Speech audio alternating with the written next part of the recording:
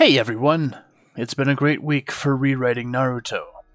I found a lot of spare time to really focus in on making the script, so hopefully that means there's yet more quality today. Last time Choji got down to business with uncovering the scheme.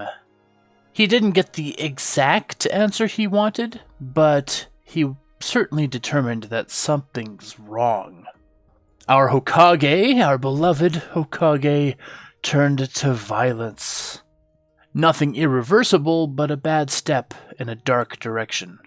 Meanwhile, in the time skip, Choji uncovered some of the layered plotting in the Land of Rain, as well as perhaps a part of the Akatsuki's plans. There was an issue that I encountered with last week's script, and that was that I only had an episode to build some sort of quickie romance between Choji and Kazuko. But while making the script, I realized this, so instead of building it necessarily as a romantic escapade, I more detailed how she was more or less his other half. I recognize that it may not have come across as such, but they were actually romantically linked, even if for a short time.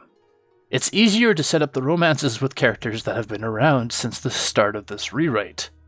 As many of you have noticed, there are a couple pairings already beginning to form, and many of you are locking in on your couplings.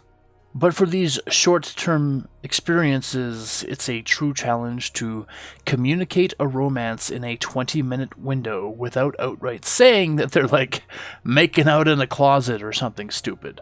Hopefully, as my rewrite reaches further down the line, you'll at least feel a more organic sway of feelings between the main characters.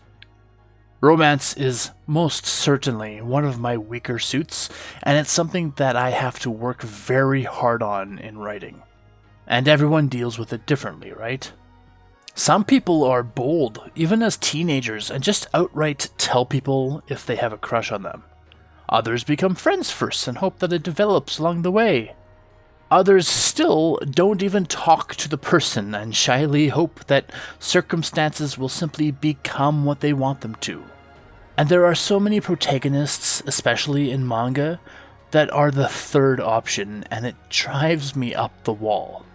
You know the character. They're either thick-skulled and can't get that the other character likes them, or they resist every single flirtatious moment that happens and are shocked later when they're not together yet. Truly, Japan has some twisted notions of what romance is in fiction, and those kinds of characters actually infuriate me. Although, if you ever watch a K-drama, it's the same way. Like, just insane circumstances that lead to romances. I don't know why culture has developed fiction to be that way over there. It's annoying, but I also find it oddly interesting. Also, in regards to the voices that I use for dialogue, I'm not trying to do impressions of these characters. Rather, I'm just putting on a different voice for each of them so that you, the listener, can tell when someone else is talking. You'll even notice that my voice for Choji in one episode will be a different voice in another episode, because I don't care about sticking to the consistency of the voice. I care about distinguishing voices from one another. However, I do try to stick to the English representation of their mannerisms. For example, Rock Lee never uses contractions. He'll never say that he quote-unquote won't do something. Instead, he'll say that he will not do something. Apostrophes don't really exist in his lexicon. But even capturing the mannerisms sometimes are difficult. It's one thing to listen to these characters for apparently 20 plus years, and quite another to actually replicate it. I am in no way, shape, or form an impressionist, so it's just a not very practiced muscle for me. Anyway, I didn't mean to go on that ramble. I didn't even come here to talk about how romance is written in different parts of the world, and that I'm definitely not an impressionist. We all came here for an episode. Remember, as always, to subscribe if you miraculously haven't yet. I mean, this is so far into a series, how could you not have? Like the video, of course, comment, and heck, share it to a friend or two. On with the show. Day 6. Soon after returning to the village, Tenten submitted her weapon for inspection. Obviously, the Leaf never thought they'd lay hands on the Hiramakeri. Tenten thought someone would be upset about her trading away the Kiba blades, but they seemed to entirely forget that she had a different set before. Their focus was now entirely on the new sword. Though it was new for her as well, she permitted them to have it for testing and inspection for a few weeks. There was just a sliver of fear that they'd try to pass it off to one of their Anbu, as they had done with the Kiba blades, but Tenten had learned through the grapevine that the Anbu forces were far smaller than they were before. Anything to strengthen the Anbu might be their views of the sword. However, Tenten received it specifically from a member of the Cloud, not as spoils of war from the Land of Water. It might be seen as a slight from the Cloud if the Leaf took the weapon from the recipient of the gift. Tenten didn't want to think about the complicated matters that might explode from that. Rejected from missions, she spent a lot of her time doing what she referred to as D-rank missions. Though she didn't have the stamp to do the missions themselves, she knew their general difficulties, so she just did that kind of favor for the villagers of Konoha. And when she did get the occasional D or C rank mission, it was with an escort of Jonin, as if she was even less capable than before she left the village. She of course shared her time away with the Hokage, as all the Triumphant 12 had done. She still couldn't get used to that name. She wasn't that triumphant. She thought if he had learned what she did to help turn the tables in the Land of Water, he'd grant her some extra privilege though. However, she had the same treatment as everyone else. After 6 hours of weeding out a garden and planting all its flowers properly, Tenten stretched and stood up, stretching a thumbs up to the homeowner through their window. As she turned around to collect all the tools and clean up, she found herself face to face with Neji. "Just finishing up, I see," Neji observed as the homeowner came out to look at Tenten's job done. "Just as advertised," the lady complimented, trying to thrust some pocket change into Tenten's hands. No payment necessary," Tenten refused, lifting her dirtied hands away from the offer. "My jobs are complimentary, they're free. I'll only get paid if it's a sanctioned mission by the village." Thanking her profusely in exchange, the woman bid her farewell for the day before turning to re-enter her home. "Do you have any other jobs today?" Neji asked, despite the orange glow of the sun on the horizon as it began to set. "I don't think so," Tenten answered, nodding her head toward the falling star as she knelt to gather everything together. "Then maybe you want a meal to reward all this hard work?" Neji wondered, kneeling opposite her to help her clean up faster. "My treat?" Sure," Tenten agreed, caught off guard by the offer. Of all the Triumphant 12, Neji was certainly one to talk to her the least. Though he was a bit of a jerk in the past, she wondered if he had turned over a new leaf, to offer her free food, a meal. The idea of it was enough to just blow her away. And he wasn't a prankster, it wasn't like he would ditch her at the last second or something like that. Intrigued, she went along with him.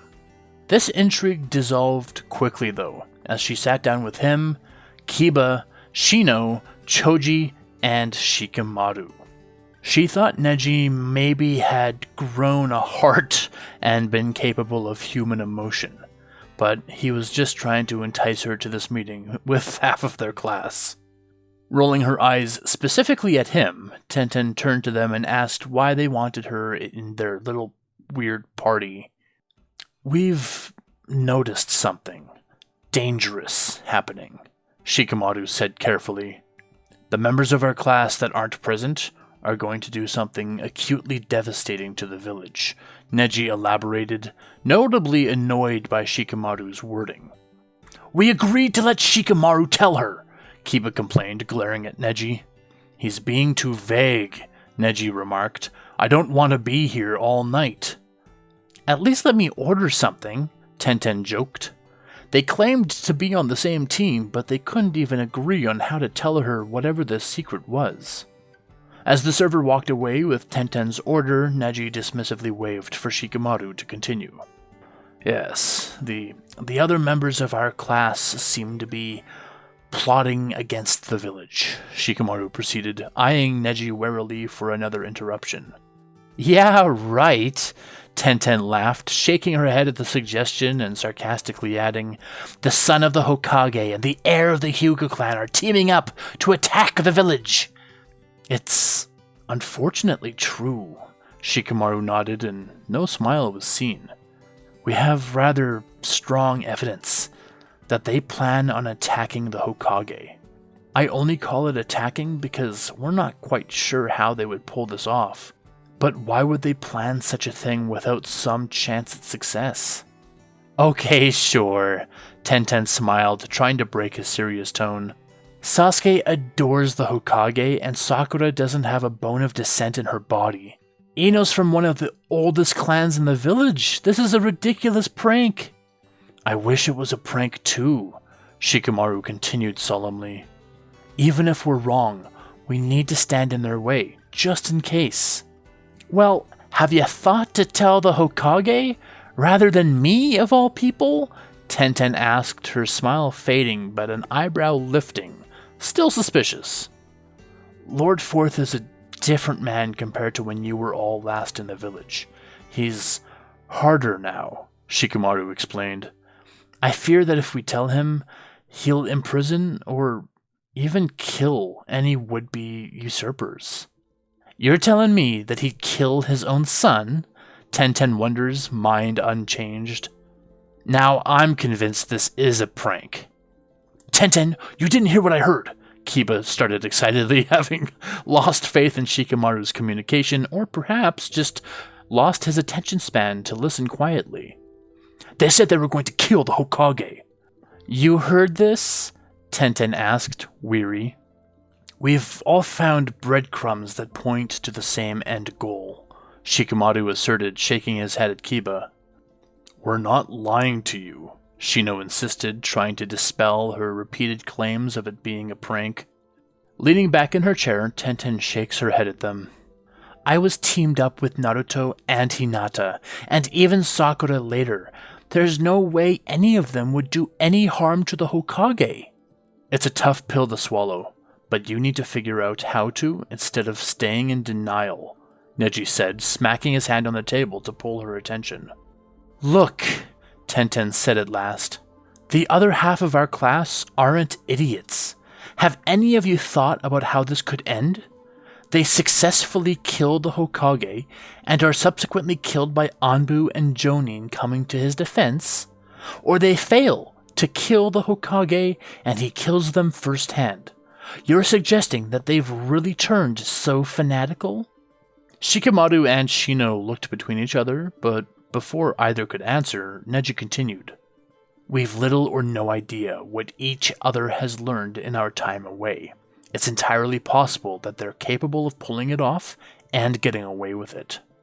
Sighing and shrugging, Tenten could only shake her head at them.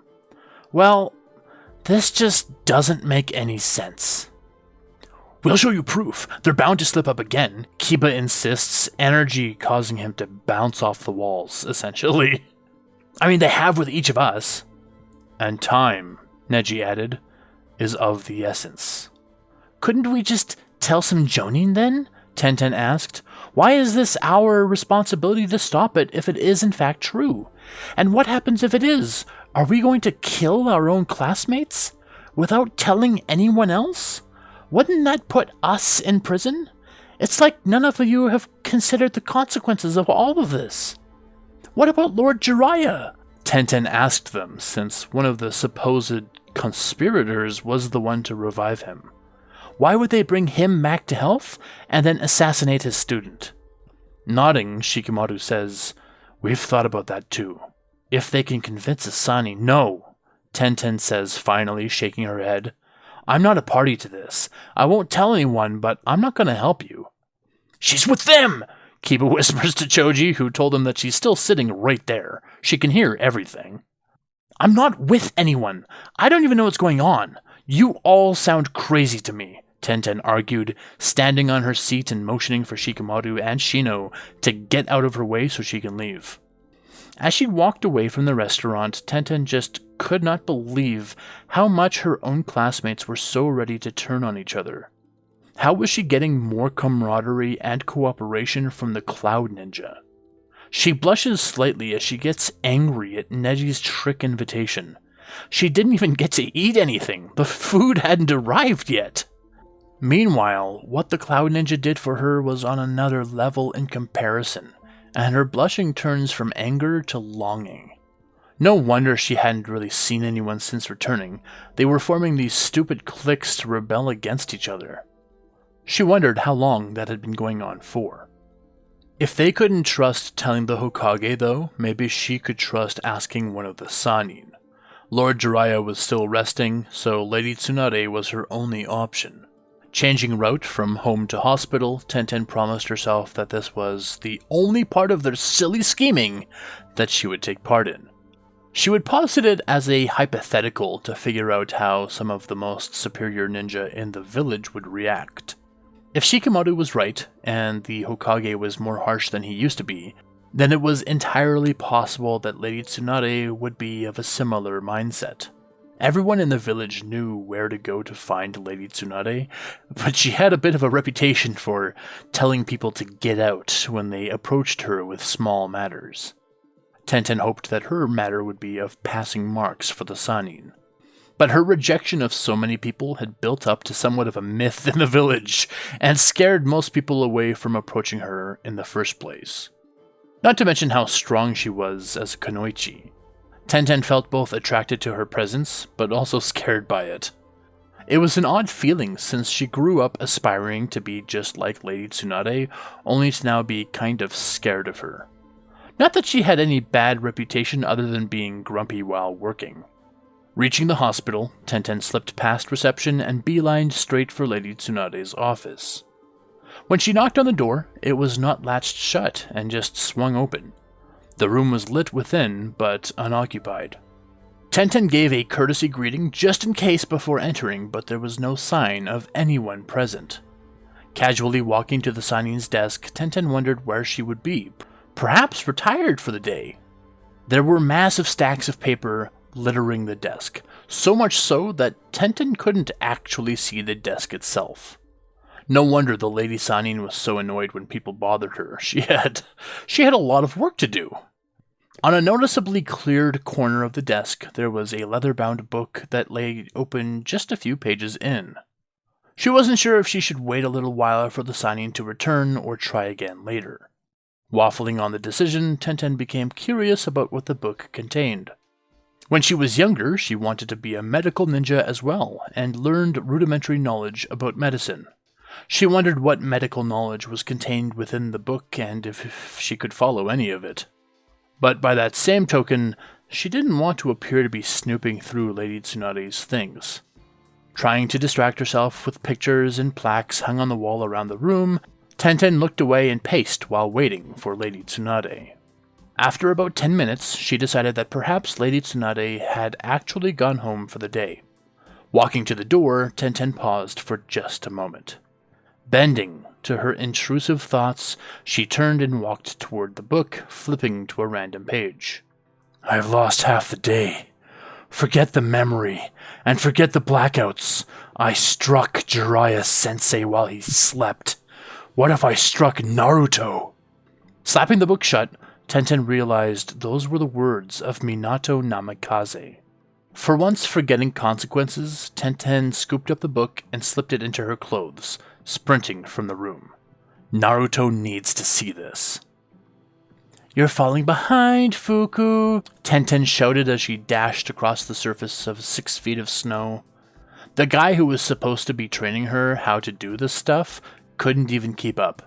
In fact, from the start of her training, the moment Tenten learned how to do anything with her chakra, she cranked her self-discipline to the extreme to master it as quickly as she could. She fancied herself an actually slow learner that had to train harder than others to reach the same level, so she treated everything she did here with that same mindset. But the reverse ended up occurring as she managed to master the snowwalking talent that the village's hunters commonly utilized. The trick with the snow was that every step required a different composition of chakra output. Unlike with solid ground that needed a uniform output, or water that required a variable flux, snow was as tricky as water and multiple times less stable. To avoid sinking into the powder, you had to expand your chakra out beneath your foot and far beyond your foot as well to artificially expand your surface area. This was doable, except that when taking steps, you had to actively reel in the chakra or risk it clashing with the web of chakra on your other foot. When chakra is spread in this way, it becomes as delicate as a soap bubble. Any collision with it could make it burst. Needless to say, though it took Tenten a while to learn, especially from people who didn't really understand chakra in the way that she did, Tenten eventually mastered it.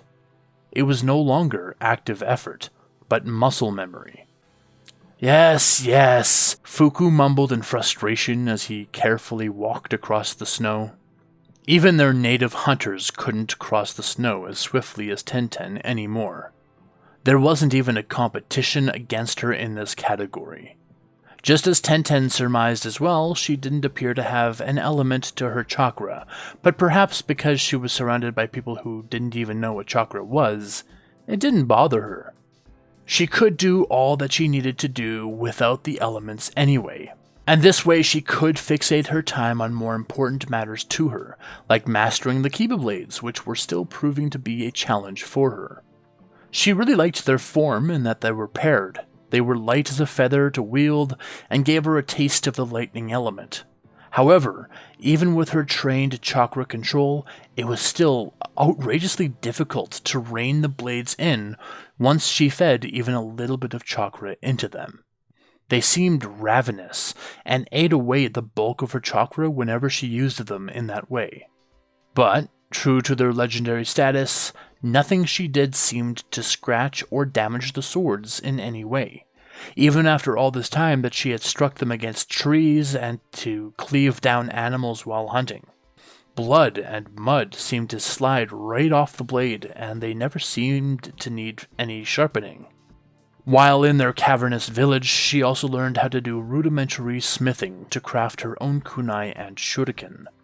They even created a set for her that were of a slightly different shape, such as curved shuriken with 5 points instead of 4. Finally reaching the base of one of the mountains that walled their frozen nation in, Tenten turned around and waited for Fuku to catch up, barely able to see him in the distance.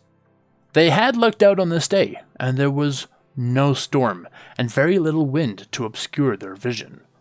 Ever since Tenten learned how to walk atop the snow, she had also once a week attempted to escape the place.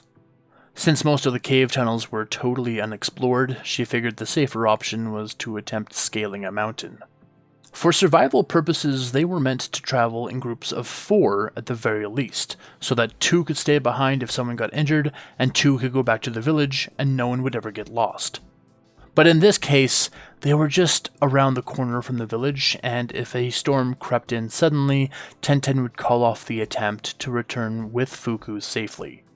She insisted that she didn't even need an escort to the cliffside, but it was one of those unbreakable rules, and she didn't want to stir that pot. She had failed to scale this mountain in the past due to weather. Very rarely did storms actually let up in this weather phenomena of a bowl. But when they did, it was extremely feasible to Tenten that she could escape. And that still didn't stop her from trying during a storm when she outmaneuvered Fuku, which was growing easier and easier day by day. The highest she had ever gotten was so high that she couldn't even see Fuku anymore, but the mountain was still so much taller than that. Today in particular, she felt incredibly energetic, and like always, the village had created a little survivor pack of, preserved food for her just in case she made it up the mountain, so that she could survive the descent down its other side. Fuku! Tenten greeted happily as he finally caught up to her, putting his hands on his knees in exhaustion. "If I make it out of here, I'll do what I can to send help for everyone in the village. You shouldn't have to live like this just because you can." Yeah. Fuku answered in exasperation. "Let's just see how high you make it today." True to her past efforts, Tenten made it past her previous record climb. Fortune favored her, as, regardless of how high she climbed, the clouds stayed away and the wind remained calm. Whenever she stopped for a rest and looked out behind herself at the village far below or the surrounding mountains, all she saw was a winter wonderland. However, today was different. Today she reached the peak, and it startled her to see that only the peak of the mountain's other side was covered in snow and ice. Much further down, it melted away into greenery. Further still, she could see the makings of a beach alongside a huge body of water. Though no one could see her at this extreme height, she still smiled down at where Fuku had been standing and waved goodbye to the people who helped her find her confidence. It had taken the entire day to climb the mountain, but then just a couple more hours to descend its other side. But Tenten made it to the beach before midnight, where it was much warmer and she had to shed all of her winter gear she had been wearing. Further down the beach, she could see several lights and what looked like boats on the water, but she was so tired that she just decided to finish her trip tomorrow. She awoke covered in sand and with her winter gear around her head, protecting her from bugs, and thankfully the burning hot sun overhead. Reaching into her pack of preserved food, Tenten began a lackadaisical walk towards civilization as she snacked on her breakfast. It was a modest fishing village with nothing for amenities except for a lot of fish. They traded their goods all along the coast and even occasionally sent west across the ocean to the land of water. That was considerably further away and more treacherous to brave, but the returns were often enormous, as the fish in these parts were seen as exotic by denizens of the land of water. It only took some offerings of her heavier clothing and preserved food left over for them to agree to send her on the next trading vessel to the land of water. They had never heard of anyone to get over that mountain from the other side, and so were intensely interested in what she brought over from them. Tenten did, however, withhold the specialty ninja tools that were crafted special for her. She especially loved the shuriken, but the three-pronged kunai were awesome as well. Those reminded her of Naruto's special kunai for the Hiraishin. It was a 2-week trip over the water that Tenten was not expecting. She had never spent more than a couple hours over water, and it was an interesting experience. Given she knew how to walk on water, it was not as nausea-inducing as she expected. And that her surroundings changed to just water against sky was similar to the snowy sheet of white that was her daily blizzards and something she had grown used to. But it was the idea that there were untold depths beneath her that just creeped her out. The tradesmen aboard the vessel told her that none of them would ever go to such depths because the water just doesn't let you. But she couldn't shake the spooky feeling. One of them reasoned that if she looked up, the blue sky hid what lay beyond, and that wasn't scary, so she could just treat the water the same way. However, it was still a challenge for her to get around. Meanwhile, she had to think about the logistical challenges of traversing a country the Leaf was at war with. Of course she'd be hiding her headband, but she feared something about herself would give her away, such as the Kiba blades. No random traveler would be wandering around with something like that on them, and wrapping them up to keep them hidden would only draw more attention to her. And then it was getting off the island chain and back onto the land of fire that would be the real problem. The isolated winter country she came from had heard little to no news from the outside, so she didn't really have any idea how the war had progressed or whether it had concluded. The old village chief somehow heard about someone called Sage Pain, and Tenten had no idea who that was. The obscure information he returned made her doubt the validity of his claims. Best case scenario, the war ended and the Leaf, Cloud, and Wind Alliance won. Worst case scenario, the war was still going and every citizen of the Land of Water would likely be on the lookout for suspicious activity and be ready to report it. The trading vessel did not seem to realize or care whether she was a ninja that might be an enemy of the port they were aiming for, which at the very least guaranteed her safe transit across the water.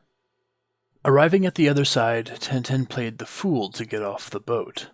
There were a couple normal guards standing in the port, but Tenten got by them by helping to transport the tradesmen's goods off the boat. In fact, those guards seemed to raise a stink with what the tradesmen were offloading more than anything else.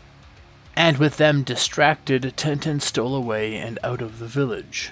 Once safely hidden in a tree, Tenten took a breath of relief that at least that part went by without issue. Deep thumps resounded all around her, in the distance, the far distance, that made her think there was still a battle raging. But then again, she's in a land she's completely unfamiliar with. Carefully and slowly getting closer to the sound, Tenten wanted to identify whether there was in fact a war still going on. If it was the case that there were battles raging everywhere, then it might actually make it easier yet for her to get through the nation unnoticed, or at the very least unbothered. Indeed, as she got closer to the thumping, she saw a ninja land right in front of her. Omoi of the Cloud, with clenched teeth and blood streaming down the side of his face. She recognized him instantly, as he shouted something indistinct at others around the bend of trees that were out of sight. A billowing cloud of smoke suddenly engulfed Tenten, followed by wood snapping and the crackling of fire eating everything in its path. Leaping from the tree for safety, Tenten landed in front of Omoi and flashed her headband at him. Branding her kiba blades, Tenten stood with him and watched a great fireball careen through the forest and rip through its other side towards them. "Pass me one!" Omoi shouted, and she acquiesced. Emerging from the ashen remains of the forest was a tall woman with long, draping red hair. "I got separated from my teammates, and she's far too much for me to handle, at least alone," Omoi explained, his hand squeezing ever tighter around the handle of the kiba blade. "I'll help you however I can," Tenten told him, keeping her eyes on the woman who had wasted no time in producing more jutsu. "She's got a couple Kekkei Genkai. Be careful," Omoi warned, dodging far left. Mirroring him, Tenten ran far right as the woman belched out a veritable spray of lava, mostly at Omoi. Throwing out one of her 5-bladed shuriken, Tenten attaches a thread of chakra to it. As the red-haired ninja knocks it down and into the ground, Tenten pulls hard and launches herself towards it. Suddenly, in the red-haired ninja's face, Tenten surges chakra into the kiba blade and swipes at the woman. Though surprised to see one of her nation's legendary blades in the hands of a leaf shinobi, the woman can do nothing else but dodge the strike for now. Tenten's distraction is enough for Omoi to recover and get around to the woman's other side, slightly waving the kiba blade in his control. Taking his cue, Tenten positioned herself so that the woman was exactly between her and Omoi. But the magnetized pulling of a whole person, Omoi, was enough to pull Tenten in as well, who prepared the blade for a strike as she suddenly hurtled towards the woman. Before making contact, the woman formed several seals and released a barrier of steam between herself and Tenten, forcing the latter to release the sword and avoid getting burned. Catching the flying blade, the woman smirked and shook her head at Tenten, barely visible through the steam. She barely spun in time to block Omoi, who had finally reached her as well. Knocked off balance by his momentum, the woman is forced on the defensive even as Tenten strikes from behind. Pulling out 2 kunai, Tenten spins wire through one and throws it over the woman's head, charging to stab with the kunai still in hand. As the woman smacks Omoi's swinging blade away, she turns to block Tenten, who stands no chance now that she has one of the Kiba blades. Pulling on the wire halts the kunai's trajectory, and it falls into Omoi's hand, who's already throwing it at the woman's backside. Turning yet again to meet the attack, the woman is forced to spare just a single hand for each of them, but it's enough to prevent her from forming her dangerous jutsu. Pulling out a scroll, Tenten summons from it a basic short sword and continues her offense. Its blade remained wrapped. It was the only scroll she had managed to hold onto, so Tenten had got the smiths to forge another sword for her. It was just an ordinary sword, but for the inspiration she had gleaned from her very short observation during the Chunin exams of one of the 7 swordsmen.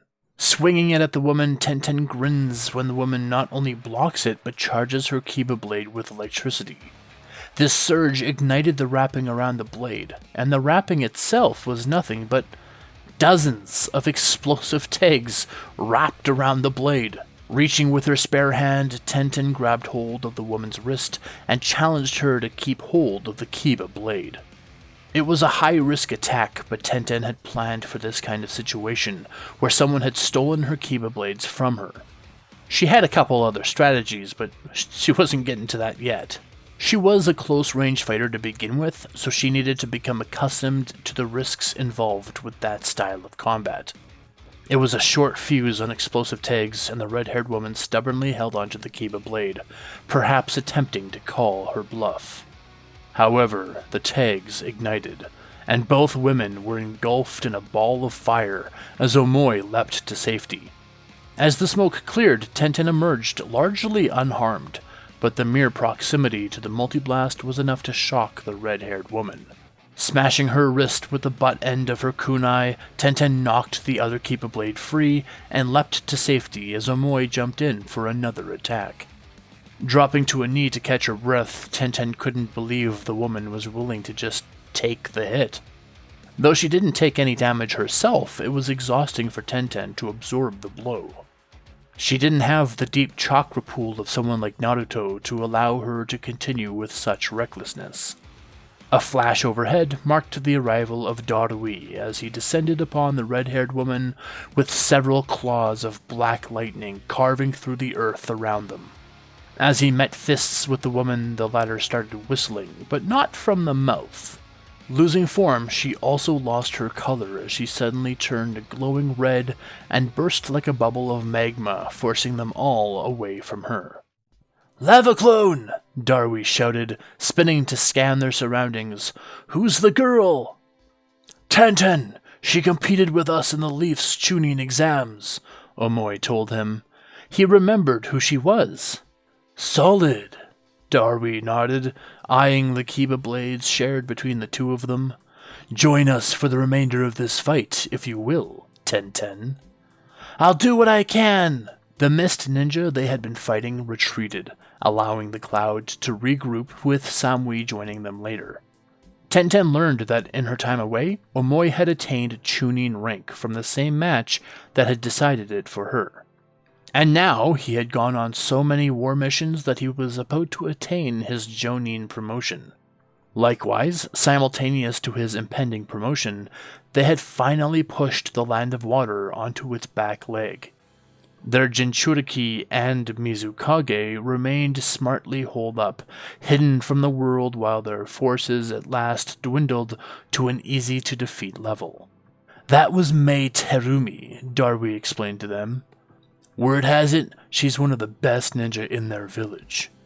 "Well, it shows," Omoi exclaimed. "If Tenten hadn't shown up, I'd be Char." "It is cool that you saved him for us," Samui smiled at Tenten. "It'll give us a much better chance at winning the next bout." "I didn't recognize the snot-nosed kid fighting with her, though," Darui continues. "But he had another one of those legendary blades. At least on that front, we can even the battlefield." "Another one?" Tenten muttered, excited by the prospect of crossing 2 legendary blades in combat. Over the next few days, Team Decidedly Samui creeped through the wilderness, eagerly seeking any sign of the ninja they had already clashed with. It wasn't a full team, but that woman's power was enough to nearly stand on her own against them. Omoi filled Tenten in on where the Mizukage was suspected to have been hiding, and it was not in their ninja village. Their own Jinchuriki, Killer B, was also traveling with a different team specifically to hunt for the Mizukage, since he was the only one who could reasonably stand a chance if their beast was set loose. So even if they found the Mizukage, they were instructed to wait for B's arrival just in case. Samui also explained that it was clear the Mist's numbers were dwindling because their ninja teams had reduced from 3 or 4 per team to 2. They thought this would make the encounters easier, but they seemed to have kept their Onbu on defense until their numbers dropped to such an extent and then sent them out in 2s.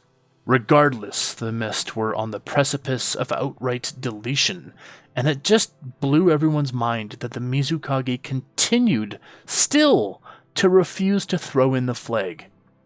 The daimyo of the water had instructed all to raise the white flag, so the cloud and wind had ceased pillaging villages out of respect. But all ninja they encountered continued a full offensive. That also technically meant Tenten didn't have to sneak into the country, if the villages were neutral. Surely they were reaching a point where their death toll pushed them to abandon the orders of their Mizukage. How stubborn could he be to not fold to their overwhelming forces? Gara of the Sand was not even necessary to overwhelm them, so the wind forces remained as support more than anything else, and the cloud had no trouble continuing to push the line. Darui even remarked that the water had been pummeled more than the leaf, which raised silent concerns for Tenten. She didn't want to break their focus, but it also raised a lot of concerns for her as to what had happened back home. She also asked Omoi what happened to the other 2 that were with him at the Chunin exams. He told her that Karui had launched through the ranks and was now an elite Jonin, so she had to stay home. Atsui was an idiot though, according to him, as Omoi rolled his eyes at the mention of his name. At the very start of their invasion, he thoughtlessly charged a full platoon, and was one of the first ones out on a stretcher. Samui also rolled her eyes, remarking that it wasn't the most proud moment for her family. Stopping at a lone compound in the middle of nowhere, Darui told them to take it easy. These were the daimyo's quarters during the time of war. Their location was given to them following the surrender. They were to respect the submission and raise absolutely no aggression against those within the compound. In fact, it would just be smart to move around it and move on. Before getting past it though, Samui lands high in a tree and looks over the walls into the compound. She remarks to them that the red-haired woman they had been fighting was down with the people taking refuge there. Brow furling, Darui noted that it was foul trickery to hide in a neutral, non-combat zone and then attack again after recovering. The whole team plus Tenten also looked in and noticed that not just her, but a short guy with dirty blonde hair also stood there. It meant nothing to Tenten, but the other 3 all cursed him. Of course their Mizukage would hide in the daimyo's quarters. How dull, Darui grumbled. Anyone short of the Raikage giving us the command, I don't think we can do anything about this now, Samui reasoned. At least without losing rank. Are we serious right now? Omoi asked. Him being in there is the same as giving up, isn't it? Or does his being there invalidate the space as a neutral zone? Tenten wondered. The best we can do is approach and ask whether they were there to give up, Omoi said. But in doing so we'd be blowing our own cover. This is challenging. Darui nodded agreement as he stared down at the man. Tenten was kind of surprised. Yagura Karatachi was not in the least bit imposing as a Kage. He was exceptionally short, much shorter than even her, in fact. We need to decide something, because what if he gives us the slip yet again? Omoi asks impatiently. Tenten had to remember they had been fighting for years already, and she just got here. It doesn't matter. We need to wait for B regardless. Darui shook his head at the suggestion. And so they waited and waited. They couldn't send a signal without alerting the ninja within the compound of their presence. B was traveling with a tracker though, so they would eventually sense that Darui was sitting still and converge on his position. Is B strong? I mean, like without his beast? Tenten wondered while they waited, thinking of Naruto and Ino, who were still probably too young to really have any kind of cultivated power to benefit from. Oh yeah, Darui chuckled. He taught all of us at some point. Guy's a beast all on his own, Samui snickered, shaking her head, and he's really cool. Smiling at their descriptions of their Jinchuriki, Tenten hoped for Naruto to eventually have the same fate. Ino too, but keeping that a secret also saved her from a lot of the heartache that Naruto faced. Although, that in mind, Tenten did begin to wonder. The villagers didn't like Naruto because the fox killed the third Hokage. They would have no reason to dislike Ino. Maybe it was just for a strategic advantage then. Tenten never really spent a lot of time with Ino, so she didn't really know why hers was a secret.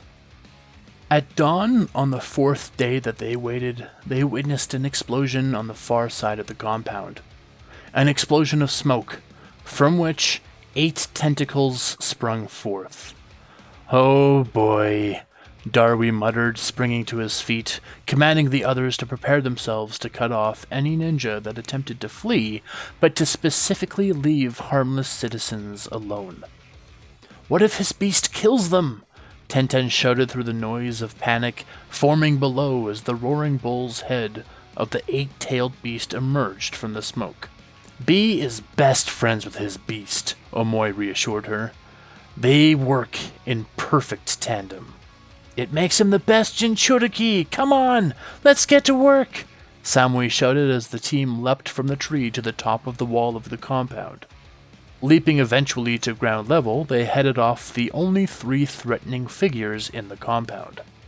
Raising her hands, the red-haired woman insisted that she valued the daimyo's orders over the Mizukage's, and surrendered immediately. Useless woman! The short Kage shouted, pulling at the sleeve of the boy beside him. You're up, Chojuro. Prove to me your worth. Yes, Lord Mizukage, the boy shouted, brandishing his legendary sword. That's the Hiramakere, Omoi identified for Tenten. With it, he can shape his chakra into essentially anything he wants to.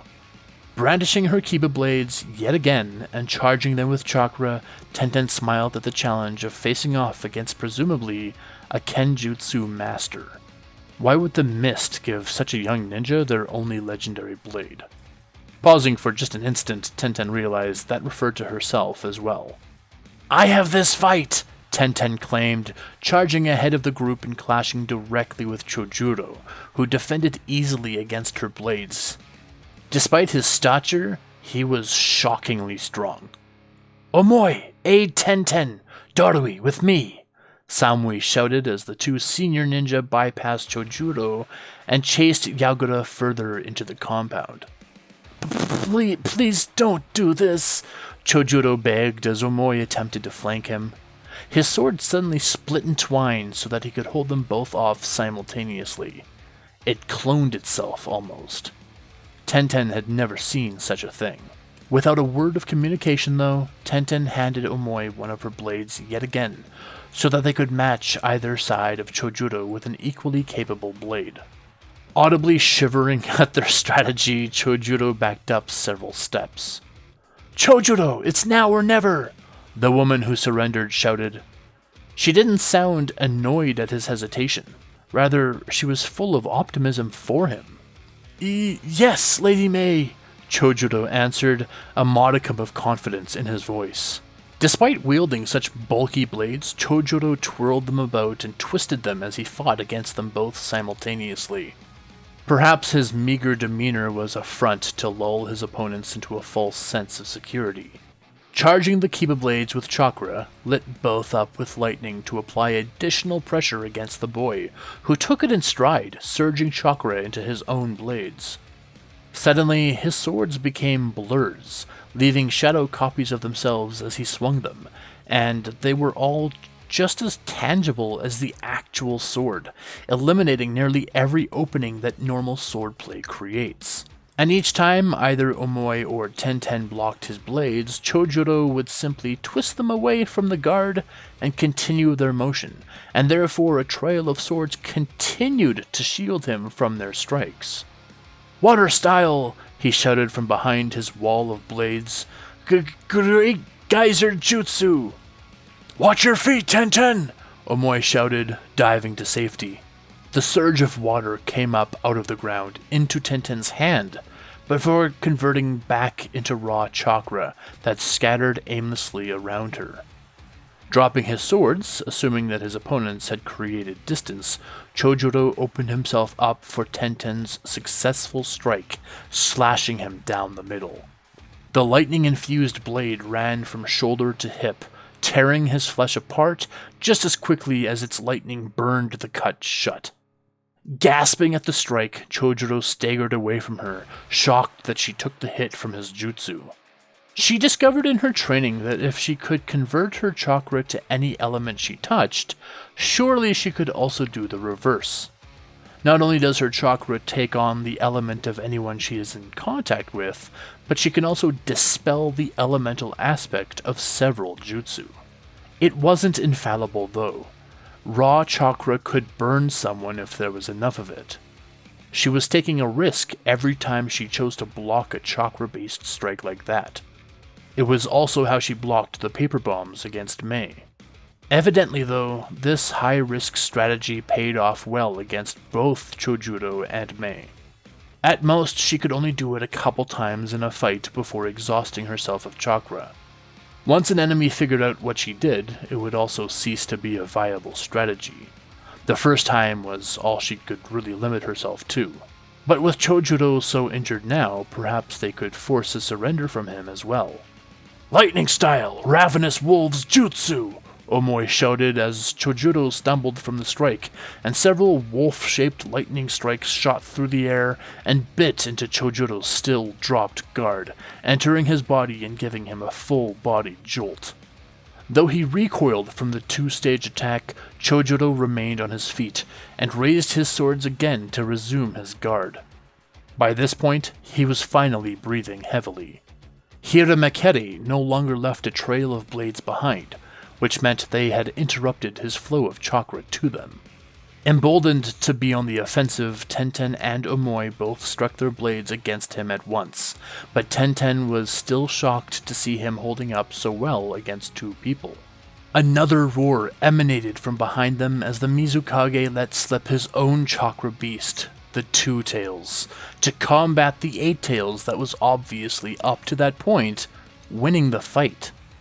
With the havoc of two-tailed beasts battling it out right next to them, their situation went from tense to dangerous.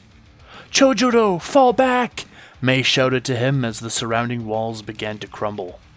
"You two, get out of here!" Darui shouted as he and Samui leapt overhead.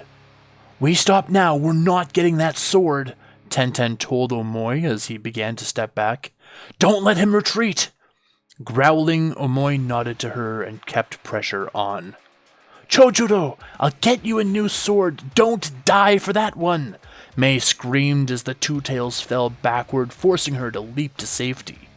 The impact of the Two Tails falling created enough of a shockwave to blast Tenten, Omoi, and Chojuro. Omoi and Chojuro went flying, but Tenten utilized her new foot jutsu to anchor herself against the ground. As Chojuro flew through the air, his hiramakere fell out of his hands, dropping to the ground between him and Tenten. Leaping for it, she grabbed hold at the same time as Chojuro and began wrestling for control. Only Chojuro remained much stronger than her, even injured as he was. "Stop, Tenten! Get to cover!" Omoi shouted as, overhead, Killer Bee's beast started charging up a Bijou Dama. pointing straight down at the grounded two tails. "I almost got it!"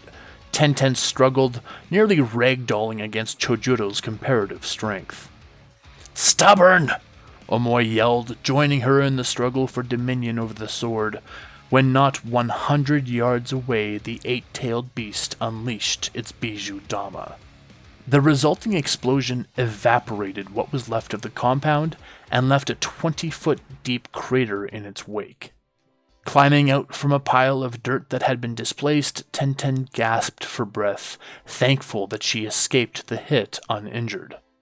Nearby, half buried itself, the Hiramakere was ripe for the picking. Crawling towards it, she had dug down enough to grab its handle, only to find Chojuro's hand still tightly gripping it. Groaning against his own stubbornness, Tenten wrenched on, even leaning in to bite his fingers, since the rest of his body was fully buried. Finally pulling it free, Tenten laughed celebrations for a few seconds before realizing that the hand she bit wasn't Chojuro's. Pulling himself up unassisted, Omoi looked up at her and asked, "Why'd you bite me?" "Listen up," Minato said, sitting in his office in the dead of night. "This is an odd request, but speed is of the essence. I want you all in and out as fast as anyone can blink." Sitting across from him were three ninja, Raido, Iwashi, and Genma. All three were his cousins, other members of the Namikaze clan. "You all know how stretched thin we are, and while I normally hold you three close, I have no one else to spare at the moment," Minato explained. "So don't take any stupid chances." They looked between each other and gave knowing nods before returning their full attention to Minato. "We've already waited months, but we cannot wait any longer. You need to go to the Land of Rain and investigate whether Choji Akamichi's story is true. Hanzo is last reported to be alive. If that's false, I need to know who the leader is, and if it's this Yahiko person I've never heard of before. However, the Sage Pain is known to call that place his home," Minato continued seriously. "If any of you catch wind of him, you are to return to Konoha as fast as possible. We need not take any chances with him yet." "That's where Shisui Uchiha reportedly fled to as well," Genma pointed out. "You want us doing any scouting for him?" "No," Minato answered quickly. "You are to get in as fast and quietly as possible, find out what I need to know, and then return back home. Ideally, this will be the fastest S-rank mission of your collective careers. As to the Flying Raijin," Minato continued, leaning towards them and lowering his voice, "always leave a mark behind. Each time you jump, you leave a mark, so that you can escape any unpredictable environment." "Lord Hokage," Iwashi chuckled at the advice, "we can't mark the ground with our feet like you can. The mark only needs to be your chakra. The symbols are a ritual of the clan, not a requirement of the technique," Minato advised. And advice from the Hokage, the best Flying Raijin user, was good advice. Leave some chakra in a tree branch, and you can return to it a little bit later. Suddenly stopping, Minato leaned back and squeezed his eyes shut. Producing 3 notes from his pocket, he passed one to each of them. "No matter what I say next, you must ignore it and keep to the mission. Hide these notes and open them after you've left." Turning away from them and launching to his feet, Minato walked to the windows that overlooked the village. "Repeat that back to me so that I know you understood what I said," Minato instructed, keeping his back to them. Looking between each other, Raido cleared his voice before saying, "Lord Hokage, you just sat us down. You haven't said anything yet." "I'm not talking about now," Minato insisted, shaking his head. "I mean when I invited you 3 to my office." "I received a note," Genma answered with a shrug, causing Minato to grimace. "If you're just going to play games with me, you might as well leave," Minato answered, annoyed at the responses. Standing awkwardly, and one at a time, the 3 Namikaze cousins shuffled out of the room. Damn you, Minato muttered as the door shut behind them. And that's the end of today's episode. Ever more intrigue, am I right?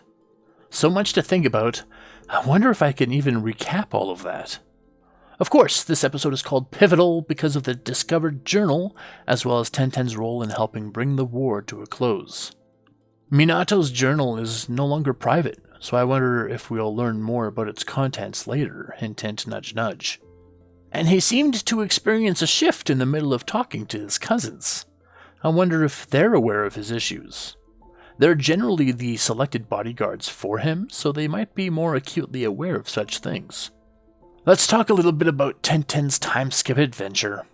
She obviously fought against Mei and Chojuro, and way long before this, I was trying to figure out how many known Mist Ninja there are, Mist Ninja that are still alive, and not part of the Akatsuki, and there simply weren't that many. Ao's crippled too, so I had to go with the big name characters for everything that happened. For the sake of time, I also cut off some of the aftermath of B's blast, and I recognize that becomes a little bit of a mystery in and of its own. And I mean, it was just needless description about the devastation a Bijou Dama can bring, but you're all well aware of that kind of thing, so I didn't think it was prevalent. There's also this weird problem with unique abilities that a few characters suffer from. From outside the Naruto-verse, Shinji Hirako from Bleach has a really cool Bankai that should be able to thwart, anyone he uses it against. Except he uses it against the one character that can outsmart it, rendering it useless. In Naruto, Neji's 8 trigrams, 64 or 128 palm attacks never actually take anyone out, at least anyone of note. It takes down fodder fine, but everyone else survives what should be a one-hit KO. Based on what Kishimoto has explained to us about the chakra network, that should take anyone out, but it doesn't. Well, Darui's Black Lightning is the exact same. I really like the concept. Truly, I think it's awesome. I think it's really cool. But in canon, it just doesn't do a lot.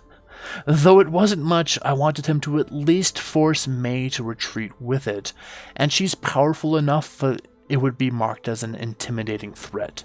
Sometimes these unique abilities need a little bit more love than canon gives them, because a lot of them are really cool. Also, for Tenten's involvement in this war at its end, she needed to play a big part in their final push, but not be game-breakingly strong. This ability she's developed is neither a Hiden technique nor a Kekkei Genkai. It's another one of my unique inventions to help expand the lore of chakra, and it's just that Tenten has discovered this.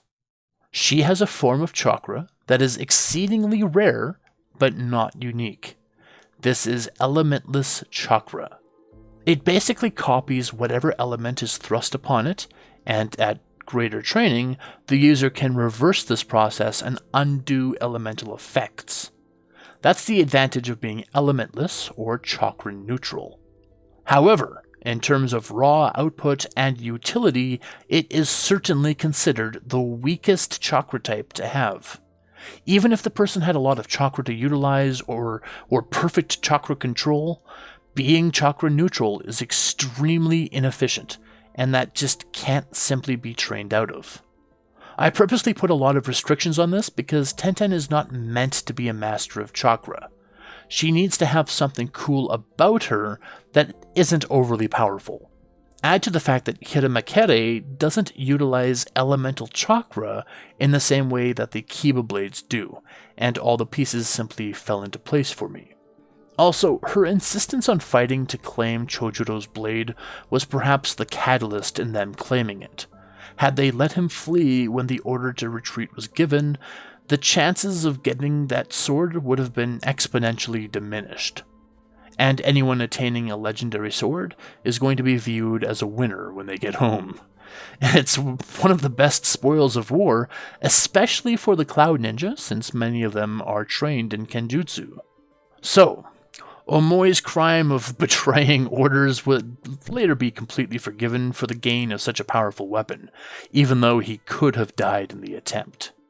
So Tenten wasn't exactly the deciding factor for the war, she simply took part in the final showdown. And I really like to represent war as chaos, so a lot of what's happening in the background is meant to be kind of crazy and unknowable, because Tenten can't afford to divide her attention away from Chojuro. I do this a lot in high conflict situations, and it's always on purpose. There should never be a time for a character to stop and look around if they're fighting someone. And a lot of shonen manga use the excuse that the characters move so fast that even them stopping to talk or look around is just milliseconds.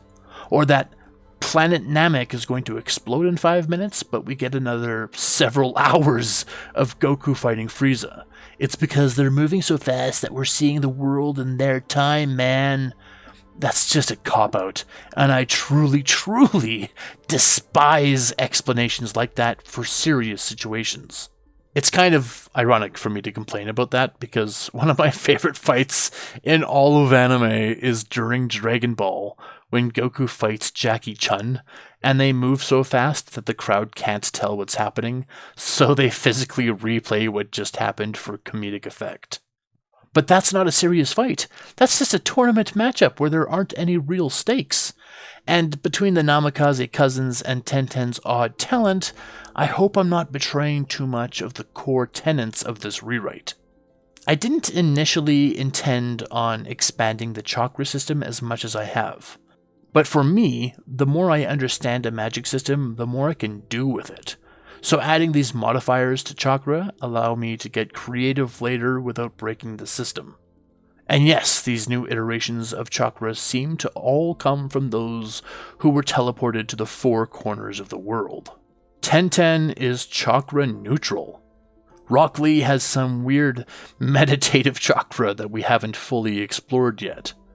Shino learned about chakra signals and how to mask one's identity that way. One wonders whether Naruto has some weird chakra trick up his sleeve too. Also, I did intentionally leave the climactic end of the war rather ambiguous. Did the Mist Ninja all perish, or did they all survive? Was the daimyo killed by B's recklessness, and if so, what kind of consequences could that yield? If the Mist Ninja all perished, then we don't really have any canonical characters left, except for Ao, which is kind of funny in a morbid way. Just like Iwa, will Kiri be no more? Seriously, I have so many questions to throw at you people that I don't know when to quit. I'm also in my own personal arc of extremely long episodes, apparently. The YouTube algorithm doesn't punish this kind of length, so I really leave it to all of you. For the most part, I've had positive feedback, but if any of you are irritated by the length, be sure to let me know. I won't take offense, tell me. Even if it's just one small voice in the crowd, I'm going to find it, because I read every comment, even those on old videos. Speaking of the channel, I'm nearly at 2,000 subscribers, a small but important milestone. I decided to do another quote-unquote off-topic thank you video at 2,500. It won't be as scuffed as that first one. In that video, I'll talk about my history with anime and how that shaped my tastes into what they are today, as well as the type of anime and manga that I look out for presently. Since I'm apparently so long-winded, and I have such a history with anime, that too might be an extensive episode. I've been rambling for long enough today, so let's just put a pin in it and blather on in the next episode. And until then, the sky's the limit.